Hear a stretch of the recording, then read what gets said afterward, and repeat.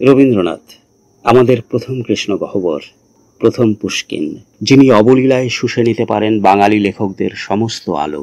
ঋগ্বেদের ভাষায় কবিনাং কবিতম। শয়তান দীর্ঘকাল তার সাথে যুদ্ধ করে আসছে, ফু দিয়ে চলেছে অবিরত, কিন্তু নেভাতে পারেনি। তিনি জ্বলছেন, জ্বালাচ্ছেন। তাকে বাতিলের জন্য যমুনাপাড়ি ছাগলদের আয়োজনের শেষ নেই। তার প্রথম অপরাধ, তিনি ধারণ করে আছেন এমন এক নাম যা আরবি নয়।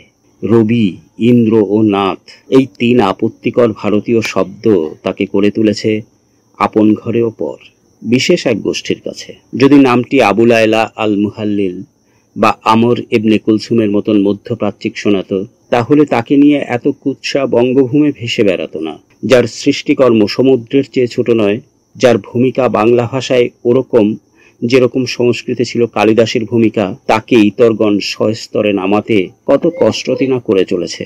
যার বেণু বহন করেছে স্মারক বৈষ্ণব পদাবলীর, বাণী মেঘদূতের, যিনি বাংলা ভাষার জন্য আহরণ করেছিলেন ছন্দ জয়দেবের গীত গোবিন্দ থেকে, দাশরথীর পাঁচালী গান থেকে, যিনি বলা যায় একাই সংস্কৃতের গ্রাস থেকে টেনে হিচড়ে উদ্ধার করেছিলেন বাংলা সাহিত্যকে, নির্মাণ করেছিলেন গদ্য ও পদ্যের নিজস্ব ভাষা যা বাঙালি আজও ব্যবহার করছে সানন্দে, তাকে, বাংলাদেশের প্রধান ভাষানায়ককে, শয়তান বিচার করছে তার হিন্দু ও কলকাতার পরিচয় দিয়ে। যিনি একদিনও ডুব দেননি রবীন্দ্র পুকুরে, সাঁতার কাটেননি একটি ঘন্টাও রবীন্দ্র সমুদ্রে, তিনিও নিঃসংকোচে আওয়াজ তুলছেন। রবীন্দ্রনাথ ঢাকা বিশ্ববিদ্যালয় প্রতিষ্ঠার বিরোধিতা করেছিলেন। তিনি মুসলমানদের ভালো চাইতেন না। যিনি ছিলেন শিল্পী, তাকে বাঙালি বিচার করল বিপ্লবী হিসেবে। ভাষা ও চিন্তার কারিগরকে আমরা বানিয়ে ফেললাম রাজনৈতিক কর্মী।